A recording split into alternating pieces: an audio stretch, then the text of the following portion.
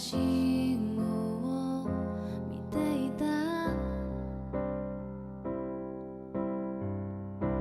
最終の電車のベルが遠くから聞こえ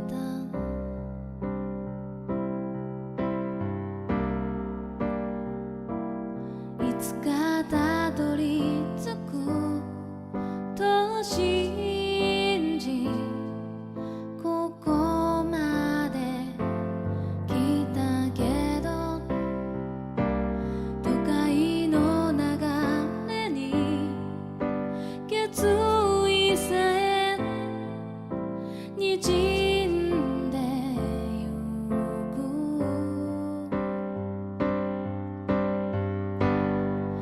誰にも約束されてない明日を待つなら、目の前にある今をどう生きるのか、叶えたい願いがあるのなら、今できることがある。明日もしも世界が終わっても誇れる自分になりたい。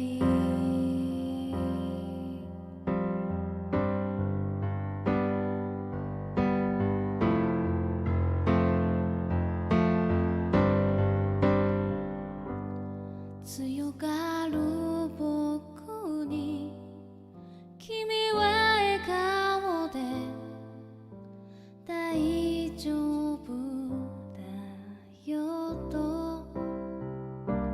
小さな手のひら何よりも温かくて、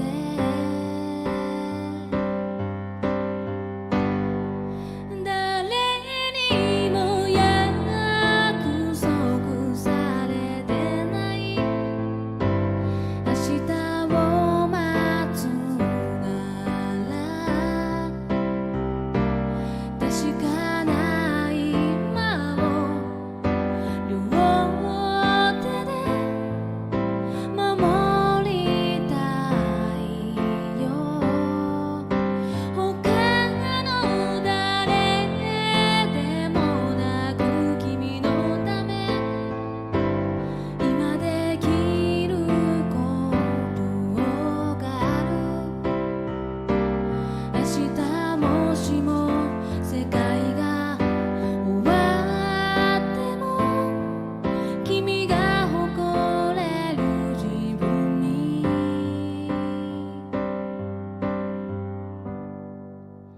なりたい。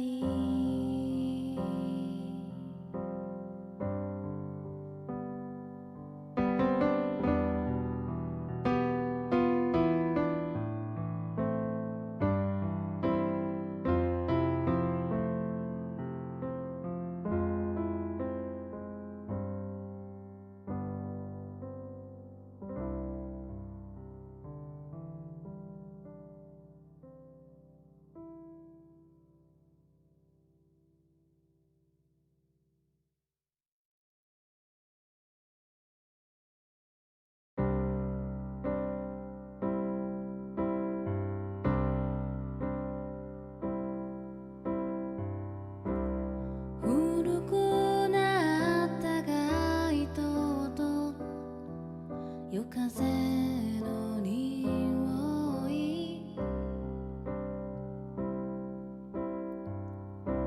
きっと僕はあの頃と何も変わってない。取り残されたように一人で赤で信号を見ていた。最終の電車のベルが遠くから聞こえ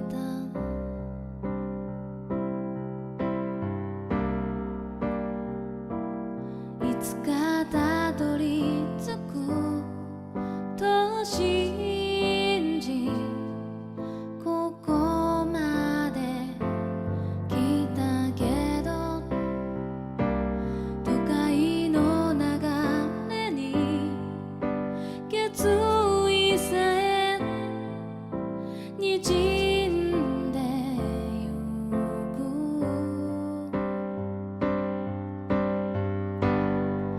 誰にも約束されてない明日を待つなら、目の前にある今を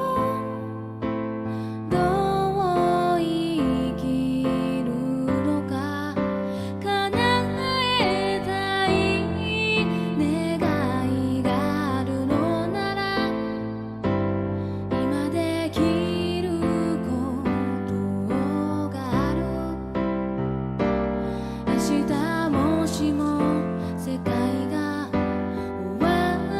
っても誇れる自分になりたい。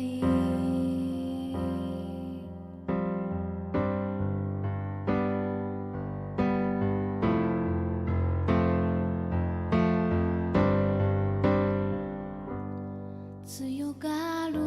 僕に君は笑顔で大丈夫だよと、小さな手のひら何よりも温かくて、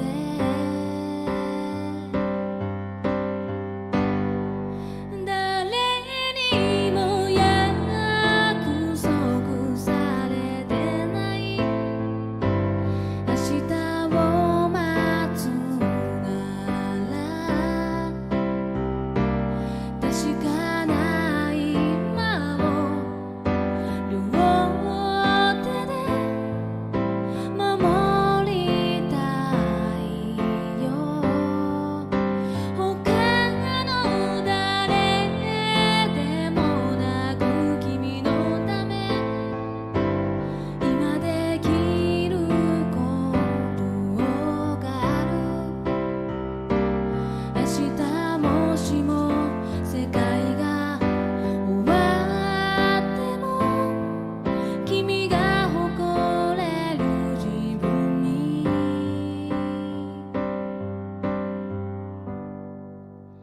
なりたい。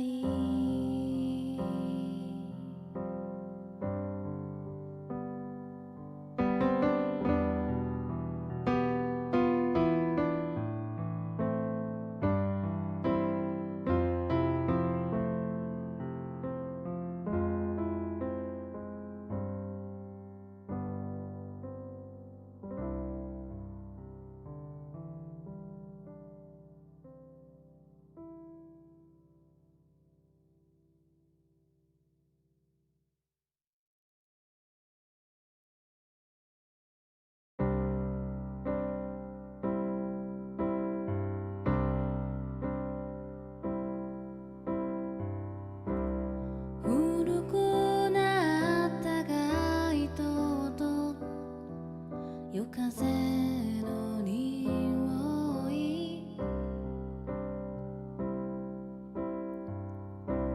きっと僕はあの頃と何も変わってない。取り残されたように一人で明赤信号を見ていた最終の電車のベルが遠くから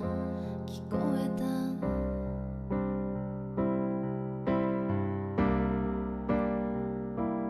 たいつかたどり着く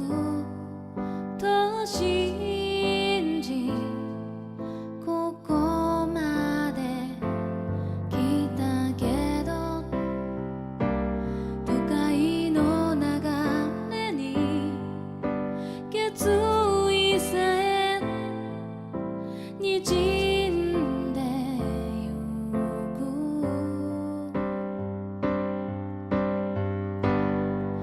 誰にも約束されてない明日を待つなら目の前にある今をどう生きるのか叶えたい願いがあるのなら今できることがある明日もしも世界が終わっても誇れる自分になりたい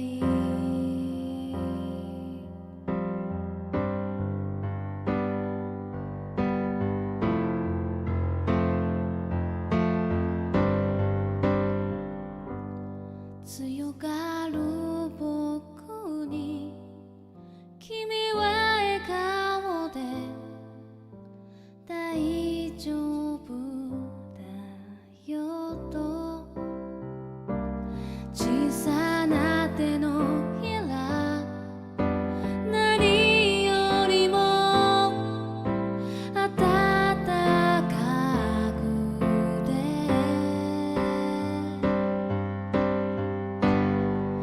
誰にも約束されてない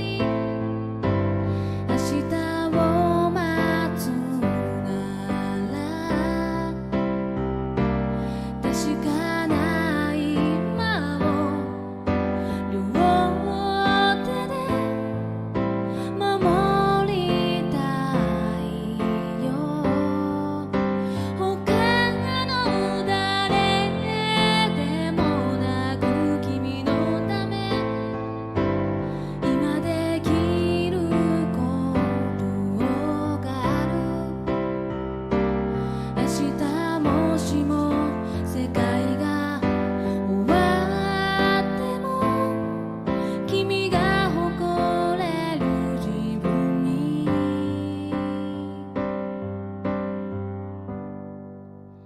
なりたい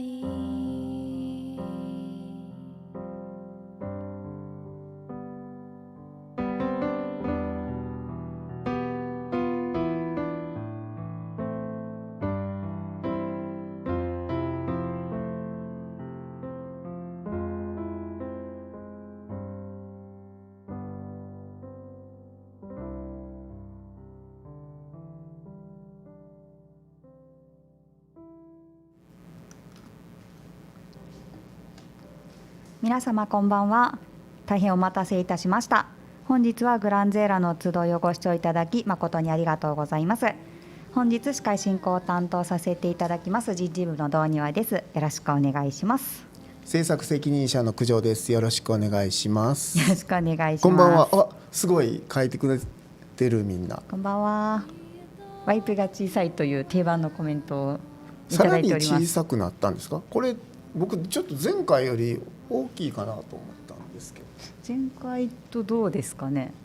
ちょっと大きくなってるんじゃないかというのがスタッフの。こんばんは。はい、まだちっちゃい。そうです。打っていただいている方いますが、小さいのは塩です。はい。あ、事故じゃないです。事故じゃないです。塩です。お疲れ様です。ありがとうございます。クラウドファンディング参加しました。前回より2割小さくなったんで、あれ小さくなってましたか。はい、まあ、はいこんな感じで、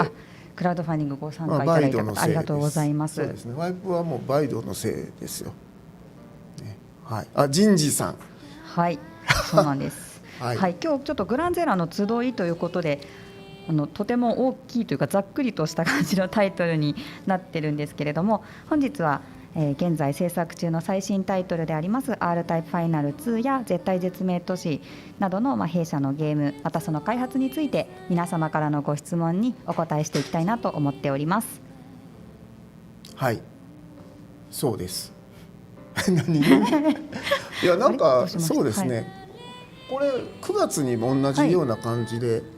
やりましたよね。そうですね、はい、実は9月のそれこそワイプ小さいのも、はい、いつものコメントありがとうございますっていう感じなんですけども、はい、9月の末頃にも R タイプファイナル2の集い2020年9月ということで九条さんと一緒に生配信をさせていただきまして、 R タイプファイナル2の開発状況のご報告とお詫び、そうです、はい、お詫びですね、そして皆様からのご質問にお答えさせていただきました。前回謝罪会見でしたね、はい、でその際に本当にありがたいことにたくさん質問いただいていたんですけれども、ちょっと時間の都合もございましてなかなか十分にご質問にお答えできなかったので、改めてこういった場を設けてご質問にお答えしていきたいなと思って今日配信させていただいております。でただですね、せっかくなので R タイプファイナル2だけというわけ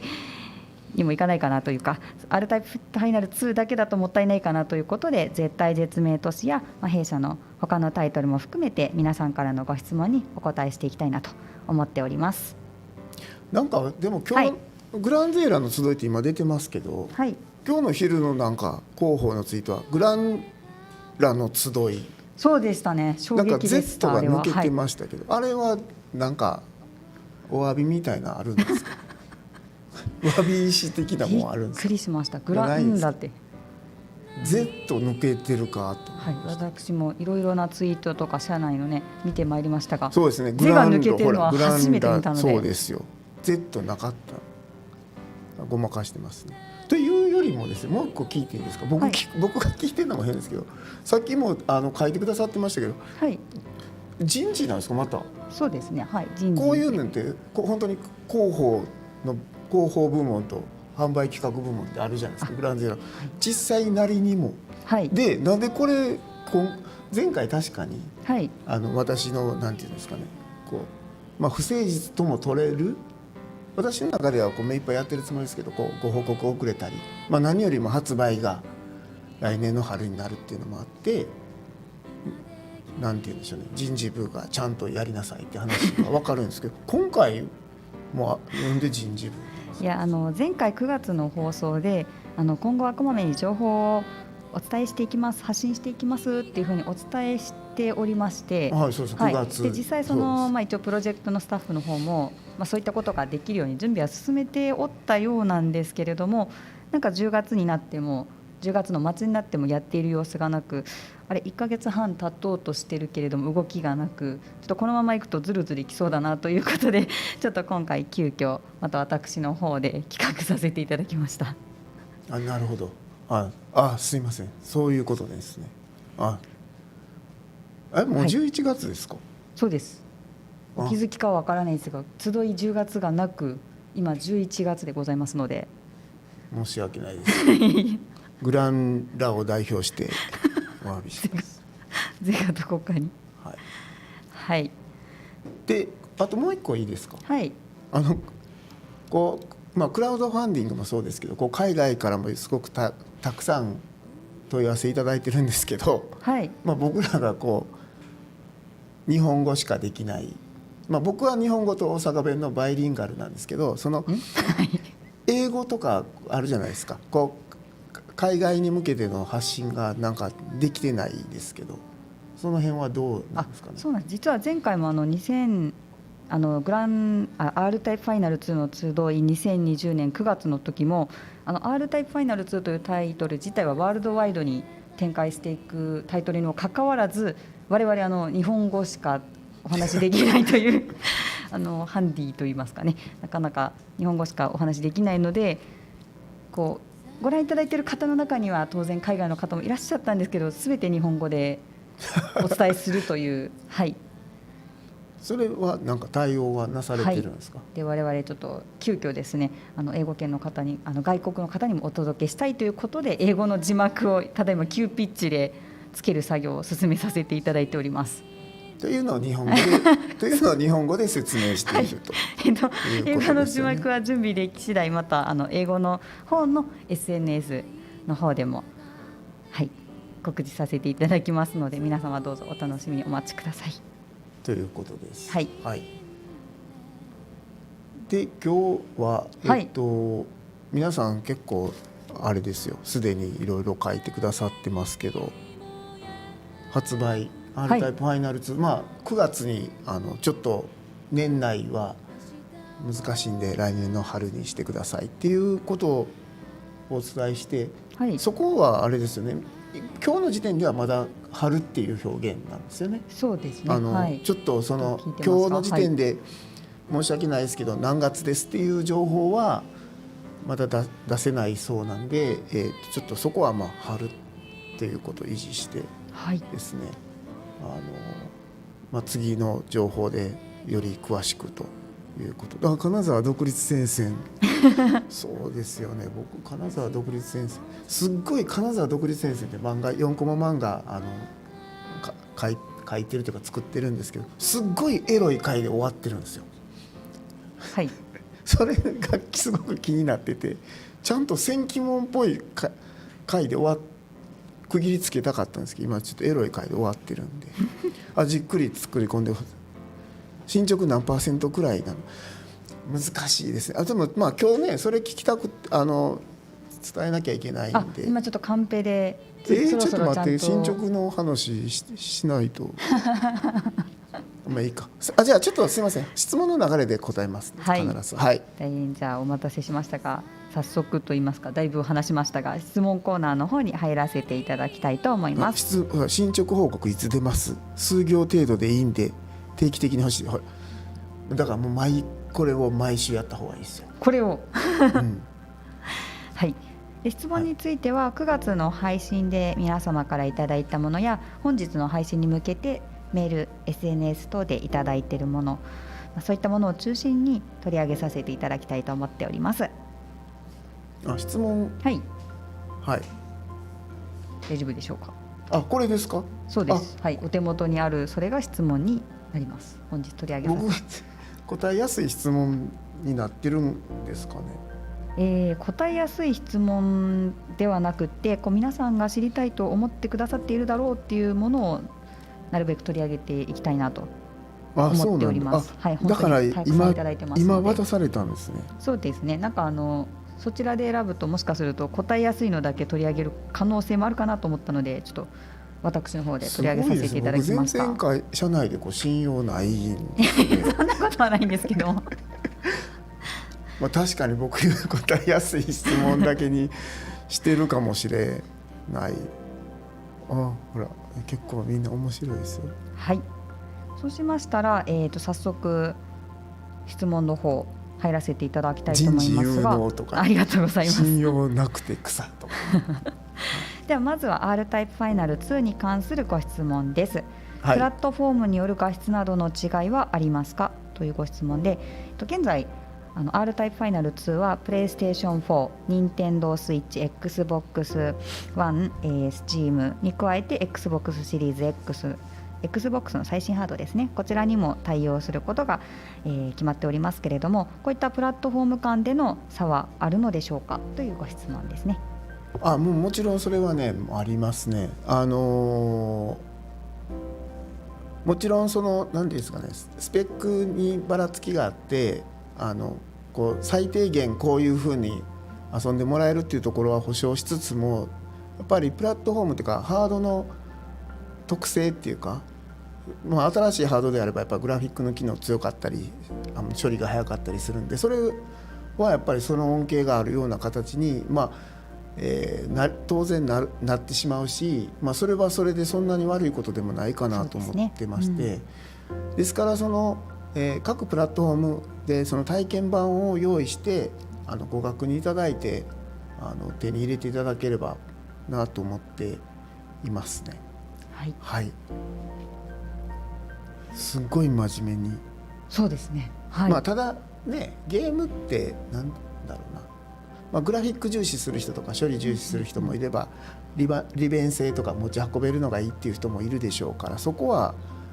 それぞれのね遊び方もあるでしょうから選んでもらえればと思います。はい、では続きまして、漫画家ケールに関するご質問いただいております。漫画家ケール、ありがとうということで、嬉しいな。漫画家ケールの質問いただけて、ぶっちゃけ漫画家ケールにファンタジー素材をつける予定はありますか、くださいというご質問というかご意見と、漫画家ケールの素材が夏予定だったのはいつ配信ですか、もう秋終わるんですがというちょっと悲しい顔文字と一緒にご質問いただいております。申し訳ないです。ファンタジーアセットと、はい、ちょっと どこから言い訳というかお詫びをしたもんかなと思うんですけど、今年2つアセット漫画素材を配信する予定でいました。一つは某 SF ものの、アセットですね。でそれはちょっと某 SF タイトルのちょっと開発が押してしまいちょっと零細スタジオゆえにちょっとしわ寄せがいってしまったんで、ちょっと申し訳ないですけどこれも年明けになってしまおうかなと思ってます。でファンタジーアセットの方は実は用意してまして、まさにでしかも、この漫画かける2018年の1月にビータ版が出たんですけど、はい、その前から作り始めてるんですよ。はいはい、学園ものに寄せて発売したんですけど、ファンタジーっていうのも漫画のカテゴリーとしてはすごい大きいので、だからそれが作れる必要あるだろうということで、魔法使いのコスチュームであるとか、あとミイラ男が出せたりっていうのはちょっと用意してるんですけど、これはもうそもそもちょっとボリュームがあってなかなか何年もかけて作ってるような状況ですね。でちょっとどっちも年内に出したかったんですけど、ちょっと今はちょっと押してるところを押してましてですね、ちょっとファンタジーの方はどういうふうに配信するかっていうのもちょっと問題として残ってまして、というのは素材のボリュームがすごく大きくて、今の漫画家ケールに載せてしまうとですね、すごくデータのサイズが大きくなってしまうので、なるほど、ちょっとそこも今、断続的にですけど話を詰めている状態です。なのでファンタジーアセットとしては、準備をしてますということと、夏に出すって言ってたものはちょっと申し訳ないですけどちょっといろいろ煽りっていうとなんですけど影響があって遅れてますということですが、春までには出します。そこははい、私も一ユーザーとして大変楽しみに待っておりますので、ぜひよろしくお願いいたします。でもあれですよね、はい、人事部漫画家ケールを使ってくれてますよね。はい、私は、PS4 もビータも個人でも持ってるんですけども、ビータの方でいつもグランゼーラの人事のその会社説明会の案内の画像が漫画家ケールで作ってあるんです、私が書けないのでまさにあれ僕が圧力かけてね、漫画家ケール使ってくれって言ってるわけじゃないですからね。はい、そうです。あれは私が使いたいので使ってます。いつも使わせていただいてます。なので、新しいアセットを楽しみにしております。はい、なんかすごいステマ感がある。そうですかすいません言わせてるみたいな、皆さん興味があったらで大丈夫です。言わせてる漫画ケールぜひはい、そうですよね。はい、はい、では続きまして、R タイプファイナル。飲み物飲みながらですいませんね。皆さんも飲んでください。もうこれも度数高いですけど、度数、申し訳ないですけど、漫画家ケールに関するごめんなさい、R タイプファイナル2に関するご質問です。はい、はい、クラウドファンディングのリワードが選べずに悩んでおられるということで、5万5,000円のリワードにある期待についてもう少し詳しく教えてくださいと。で前作その難易度がベイビーでも自力でちょっとクリアできなかったくらいシューティングが苦手なのですが、使いこなせそうでしょうかということでちょっとご心配をされているようです。じゃあ先に難易度の方の話をしてもいいですか。はい、難易度に関しては、その優しい方も難しい方もすごく幅を持たせるのにすごくこだわってますので、簡単な方はだいぶ簡単にしてるつもりなんですけどそれでも難しい時は発売後でも言ってください。さらに簡単なものを足しますんで、難しい方もそうですけどね、難しくないこれもっと歯応えいるよって、ちょっと僕ね前作の反省があって、なんかちょっと難しい方っていうか、なんかテンポの悪さみたいなところもあったんで、それもすごい気にして作ってはいるんですけど、それでも物足りないってことであればちょっと言っていただければ、今いろんなねインフラ整ってるんできちっとアップデートしていこうと思ってますのでっていうのが一つ。あともう一つはリワードですね。はい、リワードの期待。500ドルのリワードの期待について教えてほしいということで。そうですね。でそうですね。500ドルのリワードの方は今2つ機体をご提供するということは確定していてですね。なんでこんなに緊張してきて、ちょっとコーヒー飲みますコーヒーかよみたいな。去年の10月にちょっと4機体ほど提案を出したんですけど、ちょっと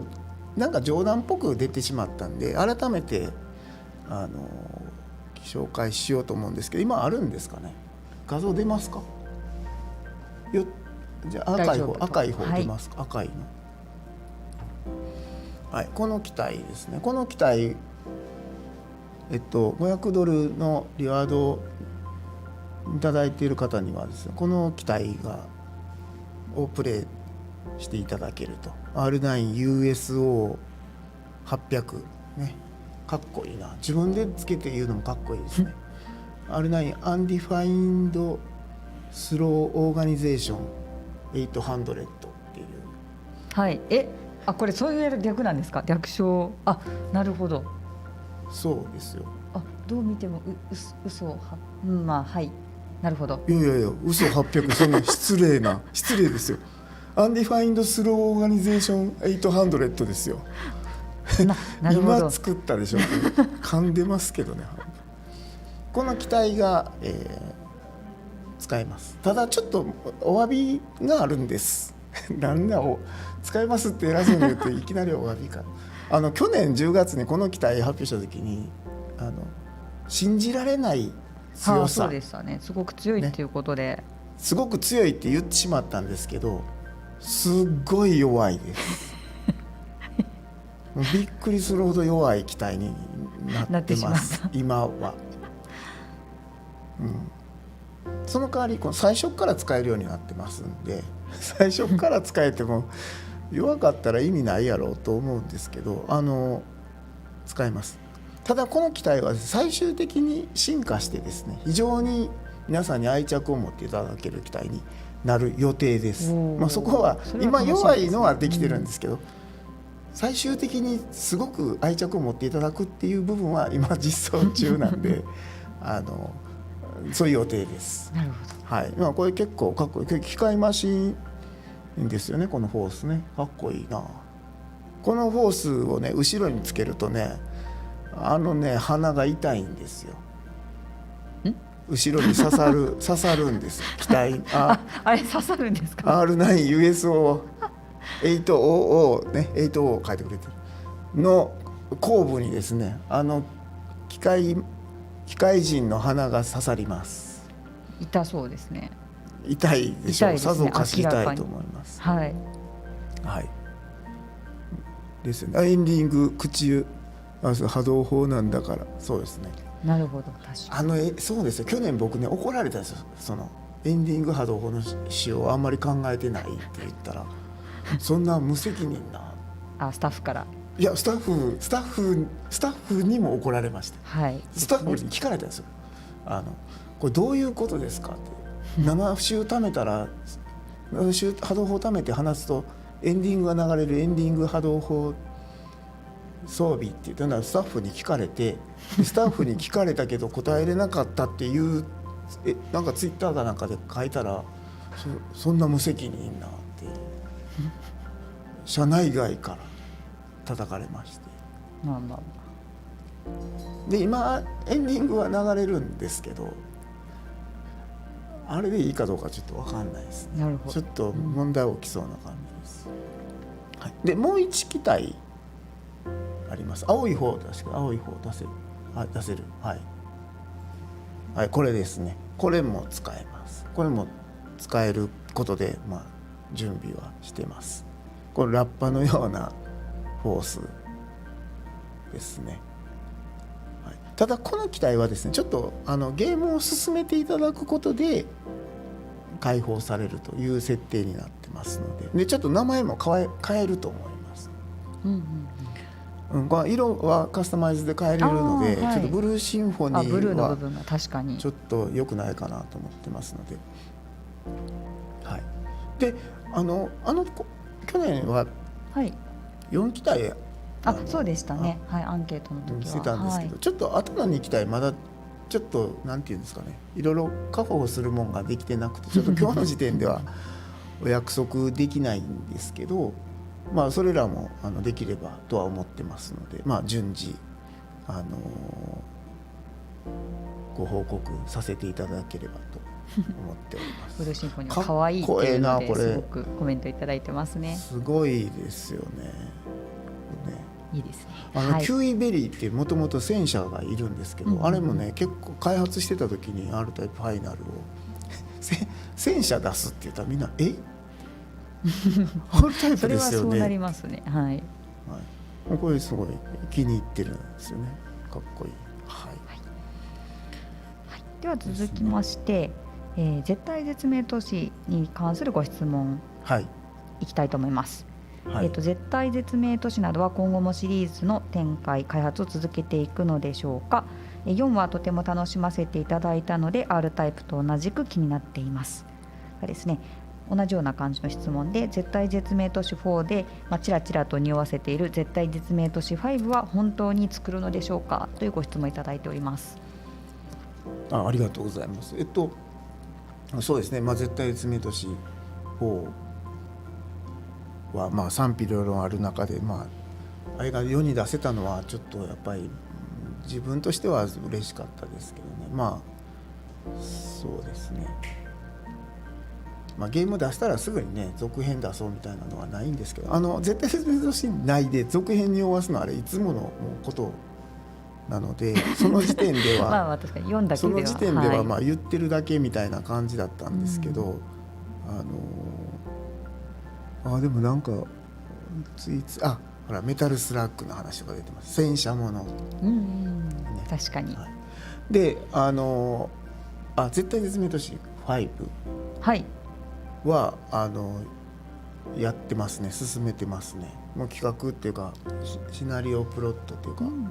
ゲームのシステムみたいなのもちょっと今はなんていうんですか、 R タイプの方にちょっと全スタッフが入るっていうか動員されてますけど、並行して作ってた部分もあるんで、これは内容とか言ってしまっていいんですかね。いや広報スタッフの顔をご覧ください。キャラクターの絵とかとても今ここで口を滑らせたらどうなるのか、ほらダメなんですか。ピッと、はい、でもこういう質問にお答えする番組なんですよね。ダメなんですか。ちょっと今日は難しそうですね。でもね、次回でももうあれなんですよ、比嘉夏美のモデルとかできてるんですよ。言ったらいかんかった。すごい目が鋭くなってますのでちょっとまずそうですね、これ以上はちょっとこのまだ言ってもうた。この配信一応アーカイブとして残したいなと私は思ってたんですけども、これ以上続けると多分ちょっとアーカイブがないぞっていうことになりかねないかなと。はい、では続きまして、準備中です。はい、これでもなんか皆さんにお伝えする場を作ってくださいよ。そうですね、広報か人事部かで、はい、ちょっと巻きで進めるようにというご指示がありましたね。はい、はい、では続きまして、次も R タイプファイナル2に関するご質問です。はい、先日ニスアメリカさんの方で欧州北米での予約が開始されましたが、クラウドファンディングより特典が豪華ではありませんかというふうにご質問をいただいております。アメリカでニスアメリカさんが北米とそうかヨーロッパで、はい、アルタイプファイナル2の、販売をしますよっていう発表があって、それについてるのがクラウドファンディングと一緒ではないんですけど、はい、ちょっとそのあたり私どもではなく販売企画部の方からちょっと説明していただきたいなと思っております。はい、お願いします。はい、失礼いたします。すごい滑舌いいやつ出てきたね大丈夫ですか。はい、それでは、クラウドファンディングのリワードにつきまして販売企画部より説明させていただきます。先月よりニスアメリカさんから北米欧州向けに R タイプファイナル2の限定版が予約開始いたしました。そちらの限定版にはサウンドトラックやアートブックも含まれており、クラウドファンディングのものと同一の内容なのではないかとご質問の声がいくつか寄せられておりました。音でかい。本当ですか。ちょっと離れます。なんでこの画面構成ね。そうですね、中途半端ですね。中途半端じゃないですか。もうちょっと出れますかすごいですね、練習不足感。はい、じゃあ続けてください。はい、ですね。で、こちらのニスアメリカさんから発売されるサウンドトラックやアートブックに関しましては、クラウドファンディングの特典として皆さんにお渡しするものとは内容が異なります。クラウドファンディング版にしか収録されていない限定のコンテンツもございます。支援者の皆様が満足してもらえるような内容となりますよう制作を進めておりますので、どうぞよろしくお願いいたします。すごい滑舌のいい販売企画部はい、はい、要するにじゃあ、サウンドトラックっていうのが、クラウドファンディングのリワードとニスアメリカさんの販売するのについてるけど、違うもんだと。そうですね、収録される内容に異なるのがございますので。ということ？はい、マイク遠いって言われて。っていうかあなたの声に圧倒されてます。マイクに離れます。はい。気持ち離したらいいかな。声ちっちゃくする。だそうです。で、サウンドトラックも入ってる曲が違うんですね。はい。はい。クラウドファンディング限定のものがございますので。だからクラウドファンディングには私の格絵が入ってます。京平君のクレジットカード事件みたいになるんですかね。まずいですね。はい。はい。ですね。はい。ではクラウドファンディングにつきましてもう一つお知らせがございまして、ただいま海外からご支援されているご支援者の方には多くの負担をしていただいている状況が続いております。申し訳ございません。それは、送料が高いってことですか？そうですね。日本から送るので、はい。ですので、そちらのリワードについて現在のリワードに加えて追加の特典の方準備しております。まず第1弾として第1弾にはなるのですが、第1弾、はい、物理リワードを選択されている方全員に R タイプファイナル2の限定アクリルキーホルダーを特典として追加させていただく予定となっております。物理リワードすごいですね。物理とか生物とか地学とか物理リワードか。一応フィジカルのやつになりますね。ありますよ。ニースリミテッドエディション。違う。ちゃんと翻訳してくださってるんですよ。違うよって。はい。よかったですね。はい。と一応ですね、それ以外にも追加の特典の方をいくつか検討しております。詳細は決定次第支援者専用ウェブサイトにてご案内いたしますので。第2弾もあるってこと？そうですね、今のところ検討を進めております。はい。ですのでまた支援者専用ウェブサイトにてご案内させていただきますので、今しばらくお待ちいただけますと幸いです。ありがとうございました。皆さんちゃんと物理リワードとパワーワード、確かに生物リワードとは何はい、ありがとうごクざいました。ラウドファンディングの方が損したっていうことがないように全力でやってますので、もちろんねクラウドファンディングご支援いただいてない方も楽しめるようにはしますけども、ちょっとそのご支援いただいて制作ができているところはもちろんありますし、すごく感謝の気持ちで作ってるところありますので、そこは安心いただければと思っております。はい、はい、では、続きまして漫画×に関するご質問です。ちょっと待ってくださいね、ちょっと待ってね、ちょっとすごいですね、R タイプファイナル2とか絶対全滅、ちょっと脳みそがついていかないでゆっくり進めてほしい。はい、今 R タイプファイナル2でしたよね。はい、次は漫画×になります。ちょっと僕切り替えていきましょう。はい、はい、で漫画×なんですけども、エロ漫画×という動画を公開させていただいてるんですけれども、そちらを作ったのはなぜですか、受けましたということでメッセージというかご質問いただいております。エロ漫画×、はい、なぜですか。はい、エロ漫画×が作りたかったからなんですけど、エロ漫画×って言ってもねご存じない方もそうですね、いらっしゃる、いらっしゃると思いますんで、エロ漫画×をご覧いただきましょうって言って動画出ますか。すごいな、販売企画部。今君の目の前を塞いでる、その壁は本当にリアル、自分で作り出した壁なんて弱さゆえの競争だって知ってた、自分が強いなんて思い込む必要は全然ないけれど、弱い自分を隠して無理して強がることもいらない。 Place a limit 体中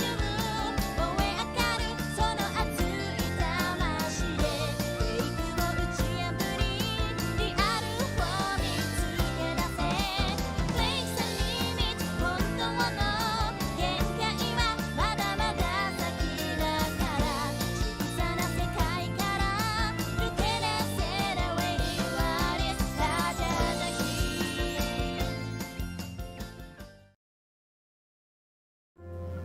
はい、これあれですね、いやなんかエロ漫画×ご覧くださいって言って流してもらった人間が言うことでもないですけど、あれですね、 R タイプファイナル2とか絶対絶命都市のことが聞けると思ってここ来られた方にしたらなんでこんなん見なあかんねん、こんなエロいのんとか今何を見せられているのかというコメントがそうですよしかもですよ、さっき流れてる瞬間にここ繋いだ方にしてみたら何それって思いますよね。まあそれはそうとして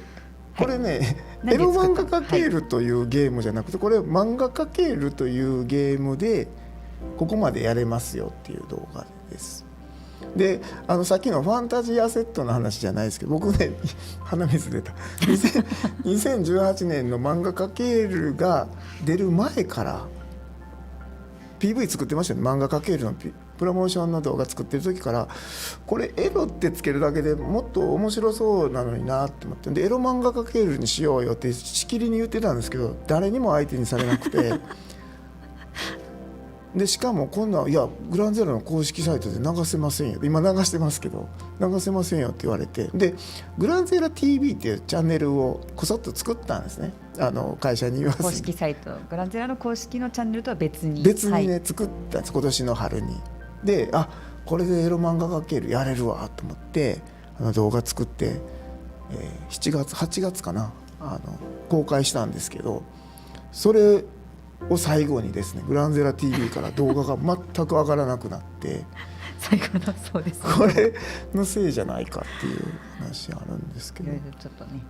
はい、でもまあね、なんていうのかな、こういう漫画も作れますよっていう、まあ本当に可能性、はい、漫画×の本当に可能性を最大限にお伝えできる。だから人事も使ってください。エロ漫画×使って会社説明会の案内を作ると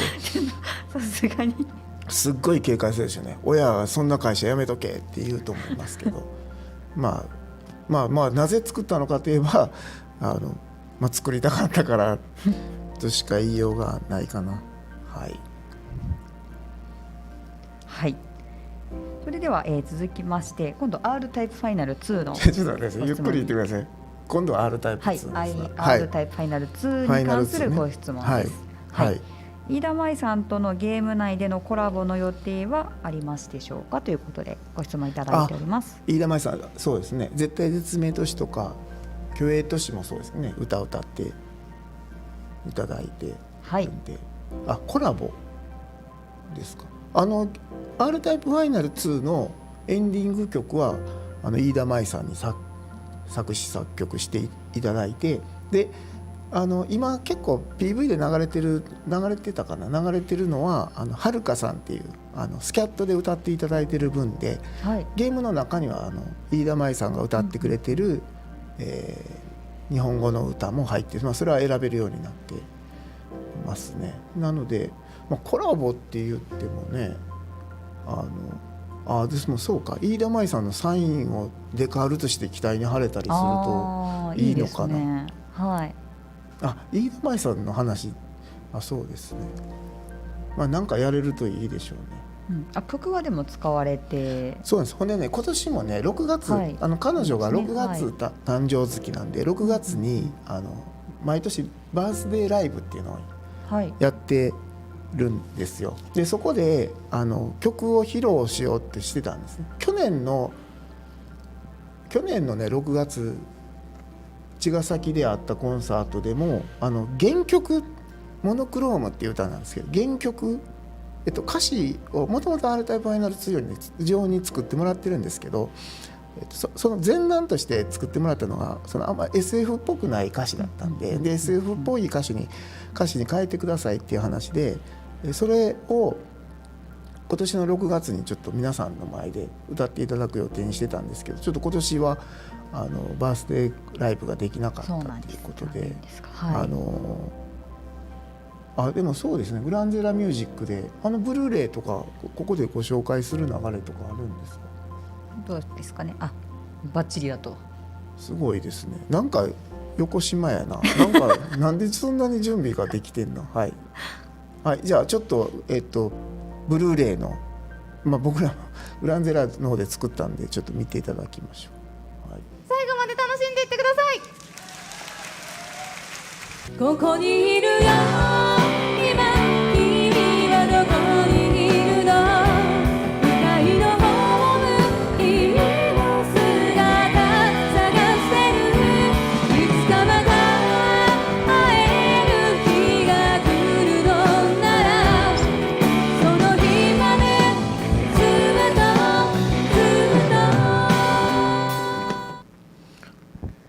はい、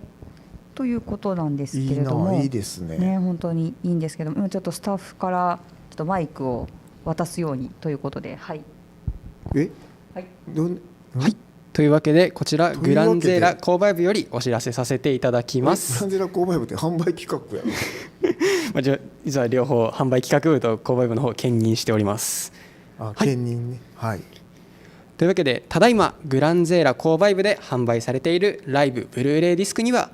グランゼーラのゲーム主題歌やテーマ曲でもおなじみの楽曲も多数収録されています。同梱されているブックレットは飯田舞さんの歴史を振り返ることができる充実の内容となっております。さらにグランゼーラ購買部では R タイプファイナル2オリジナル T シャツも発売中です。今後も新商品を追加予定ですので、興味のある方はぜひぜひグランゼーラ購買部までお越しくださいませ。何その滑舌の良さと、そうですね、大きな声でよどみなくがっつり宣伝していきましたね。ちょっとそういう話にしたかったんじゃなくですよ。活動15周年って出てたでしょ。最初にねお願いしたのがね、アイレムにいた時のねパチプロフーン録ですね。パチプロフーン録の花っていう歌を作ってもらってそれが最初ですね。でもいいよなライブでね、ちょっと脱線するけど、はい、ブルーレイにね、はい、僕ちょっと映ってるんですよ。映ってるのを自慢したいじゃなくて、はい、もうカンパケ直前で確認したらコンサートに行って飯田さんに花を渡そうと思って、はい、バースデーライブなんで他の方も花束渡してたんですけど、その流れで自分も渡しに行ったんですけど、なんかちっちゃくそのね花束渡してる私が映ってましてなるほど。その自分の動作がすっごい子供っぽくてかっこ悪いなと思って、それを今思い出しましたけど、はい、あれグランゼーラ購買部っていうのは通販グランゼーラの通販ですですね。なので通販でも買えますかっていうふうにご質問いただいてますが、はい、グランゼーラ購買部のホームページの方からすごい売り込んでましたいやいやそう全然頭に入らなかったですけど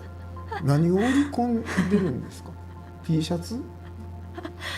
今のはあれですね、ブルーレイでしたけど XL まで対応してもらえる T シャツですね。 XL 今ちょっとって考えてますね。はい、はい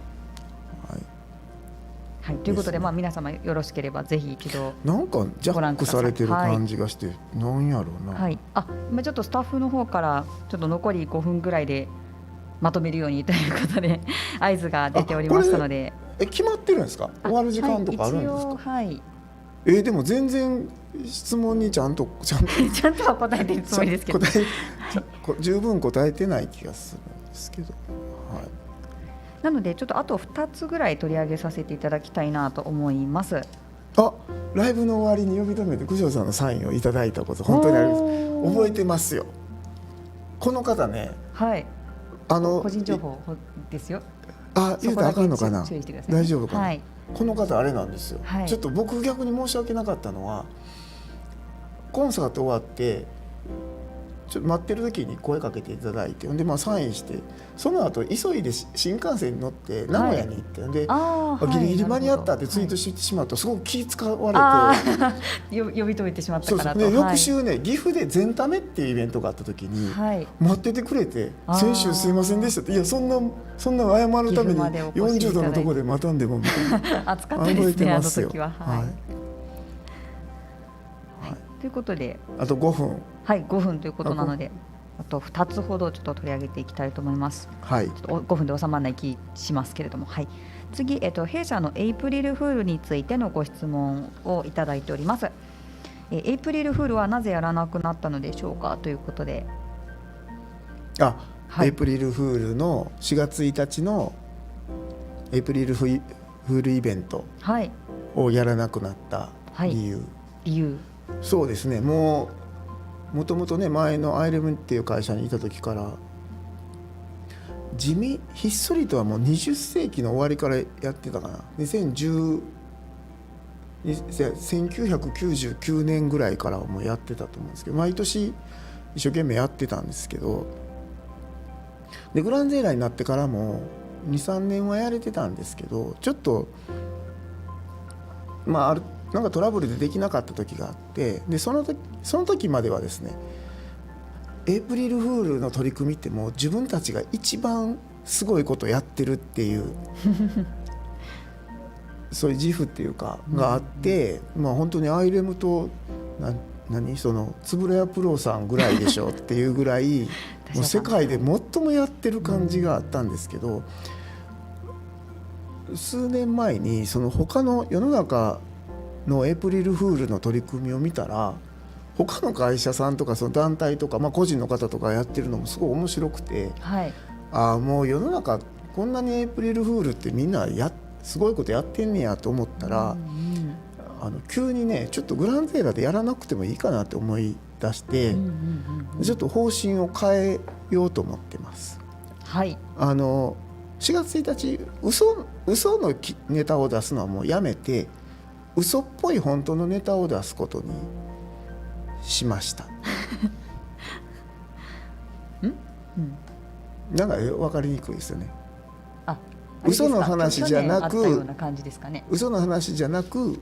嘘に見える本当の話を出す日にします。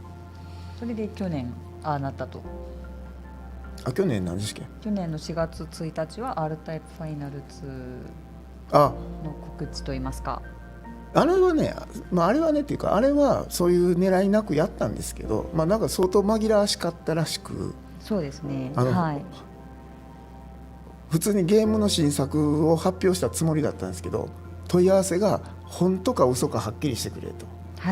いうのがばっかり来て、そうですね、SNS でも非常に熱いコメントをいただいて。でもまあそうですよね、ああいう形ですね。去年は狙ってないですけど、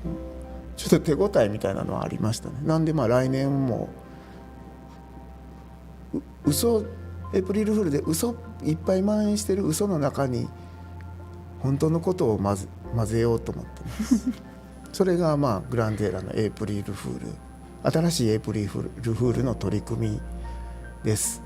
で10年後にエイプリルフールって嘘っぽい本当のことを言う日なんだっていうのが定着するっていうのが野望ですね。何を野望にしてるんかわからんけど、はい、はい。そうしましたら最後のご質問なんですけれども、 R タイプファイナル2に関するご質問です。はい、はい、そうか、進捗もちゃんとね何パーセントっていうのも聞かれてましたから、そこも最後なんですね、これ。はい、最後のご質問ですが、ナンバリング作品はファイナルで終わったものと、九条さん自身がおっしゃっている。だとすると R タイプファイナル2とは今までの R の世界のどの部分に属するのか、 R タイプ6、6ですねに該当するものではないようですが、過去作とのつながりはあるのでしょうか、というご質問ですね。でもそうですね、属するっていうのはちょっと分かりにくいんですけど、私は直接作ったのがデルタとファイナルなんですけど、それまではねやはりなんていうんですかね、3の後の話とか、デルタの後の話とか、デルタはここ1と2の間の話とか、そういろいろ時代設定とかそのエピソードみたいなのを考えては設計してたんですけど、R タイプファイナル2に関してはそういうのは基本的には全然なくて、R タイプ2が好きなら、R タイプ2の時代設定のつもりでやっていただければいいかなと思っていて、特定の時代設定みたいなのはもう全然入れてないそうなんですね。ではっきり言えば R タイプファイナル2というタイトルからして何これ気持ち悪いタイトルやなと思うんで、タイトルね変えれるようにしてます。あれR タイプ6って付け替えれるんですよ。付けようと思えばタイトル画面でエディット機能があってだし、ステージタイトルも自分で変えれるようにしてますんで作ってほしいんですよね。俺はこういうつもりでこの R タイプをやるんだっていうのを皆さんで作っていただければと思ってますのでそういう面ではもうすごいなんていうのかな、包含してる。だからオマージュステージってストレッチゴールでオマージュステージっていうのを用意しますって書いてますけど、そんな抜きでもですね歴代の R タイプのネタが、当然使われてる、パワーアーマーなんかねどのステージにも全部出てくるんでそんな感じで作ってる。それはもう R タイプシューティングの R タイプだけじゃなくて R タイプタクティクスのこの要素がちょっとシューティングとして入ってたりっていうこともありますので、おっしゃる通りそのナンバリングとして時代設定がこうなるのの最後にファイナル2が足されてるのではなく、ちょっと包含するような形で、作ってますね。ですね。あとはちょっと進捗の方はですね、もう本当に最終局面ですね。ゲームの開発の終盤ってかなり地味な作業、バグチェックしてバグ修正したりとか、あと調整不足のところもうちょっと磨きにかけたりとか、ちょっと利便性の低いところを修正したりっていう工程に入っています。あとちょっと先ほどねクラウドファンディングの話出てましたけど、特定のリワードの方とのやり取りもちょっと遅くなって申し訳ないですけど、今はすごく進めてますので、例えば敵のデザイン提案いただいた方にこんな感じにしますとかっていう、やり取りがいってたりすると思いますんで、これねちょっと開発の最後はあんまり皆さんに言えるほどね本当に地味な仕事の集まりなんで、ただそういうとこにようやく到達できたんでですね、最後まで集中してやっていこうって感じは持ってます。まあパーセンテージでちょっと言いにくいんですけどね、パーセンテージで言いにくい理由いくつかありまして、一つはですね、今マスター提出後も作業があるんですよ。作業というか開発がね、はい、要するにマスター提出した後も DLC を作るような対応してたりするんで、はい、だからちょっとパーセンテージをかっこよく言うのはちょっと要せんのですけど、まあ、最終工程に入ってるっていうことはご報告できるかなと思っております。はい、はい、頑張りありがとうございます。ありがとうございます。はい、最後の最後でひっくり返る。ちょっとそんな言わんとって緊張する。これ何回作っても緊張しますよ僕ゲームそうですよ。まあね、だけどまあ楽しみですわ、プレイしていただくの。それは面白い、いやこんなん思ってたより面白くない、いろいろあるでしょうけど、やっぱり目論見持ってね作ってますから、まあ、裏目に出ることもあるかもしれないですけど、だけど、やっぱり前作17年前の R タイプで、まあタクティクスが10年ぐらい前かな、まあ、その時はもうこれ以上はないなと思いながらもどっかに残ってたんでしょうね、やりたいことがね、でまあ今いい時代ですよね。ゲーム出した後もこう追加で出せたりするのは、そうですね、まあ夢のような話ですよね。20年ぐらい前にねそんな話よくしてましたけど、これが今世の中進んでできるんで、だから、まあもうちょっとで完成一旦マスター出せるんで、まあ、はい、皆さん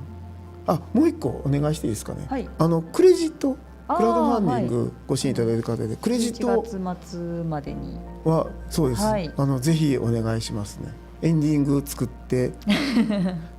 ますので、はいはいはい、皆さん温かい応援のコメントも本当にありがとうございます。ありがとうございます。はい、では、VR でパイロットしてるこれ共同がないですよね開発の。そうなんです今ねあるんですよ VR でできる R タイプファイナル2が、はい、インターンの学生さんが今来てくれてて、候補の目が今怖くなっておりますよ。言うたらあかん巻いてますねマイタファインズデベロップ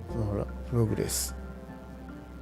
ほらすごいちゃんと書いてくれてますよありがとうございます言うのだはい、翻訳の方が、はい、でも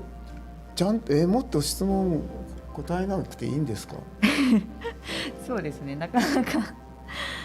そうですね、今日も十分お答えできたかというとまだまだなところは正直あったかもしれないんですけども。なんか書いてますよ。そうですね、うわ、はい、すごい、すいません。そうしましたら、はい、そろそろ言いませんけど圧力がかかります言ってますね、はい、多分ね私がね何言うかわからんからだと思います。はい、そうしましたらお時間も迫ってまいりましたので、はいはい、これ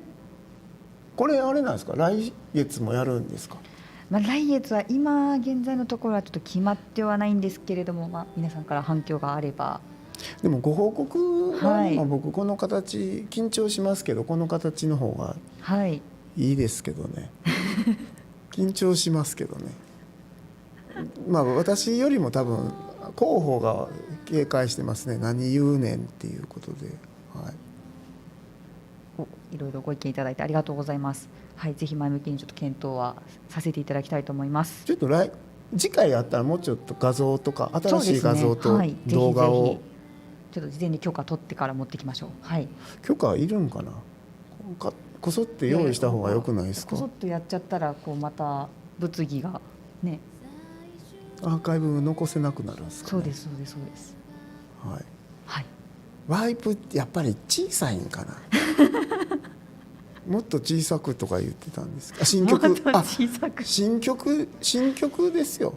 次回新曲やりましょう。だから飯田舞さんのR タイプファイナル2の歌を飯田さんのとこに確認してないけど勝手に言うとあかんのかな、はいですね。はい、では皆様本日はですね遅い時間までお付き合いいただきまして、大丈夫ですか？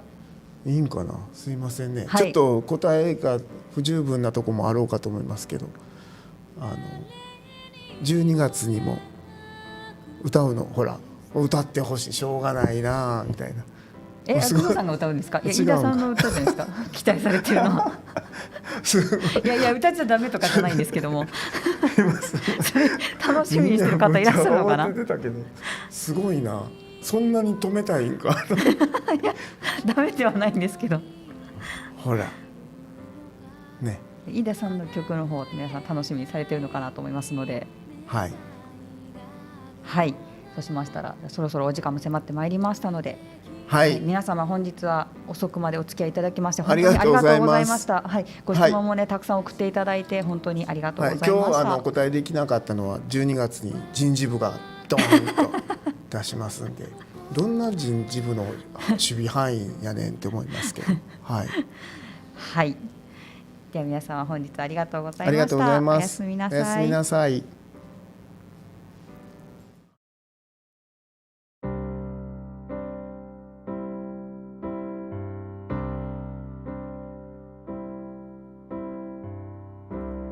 古くなった街灯と夜風の匂い、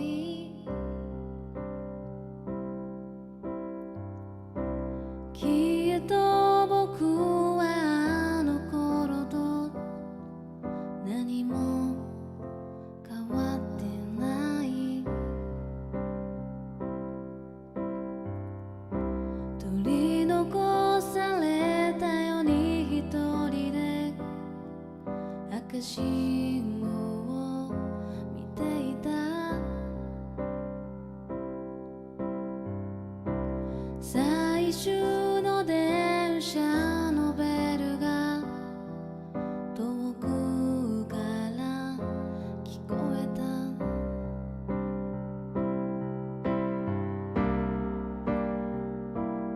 いつかたどり着くと信じここまで来たけど、都会の流れに決意さえにじんでゆく。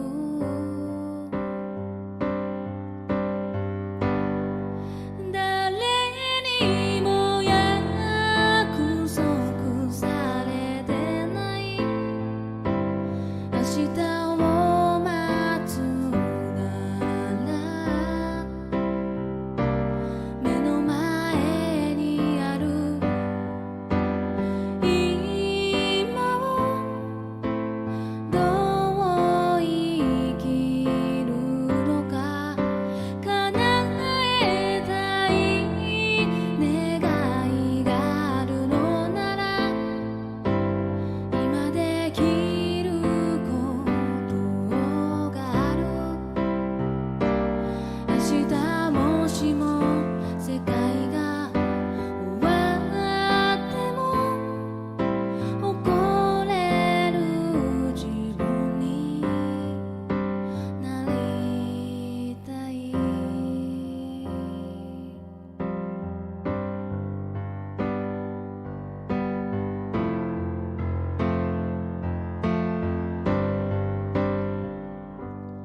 強がる僕に君は笑顔で大丈夫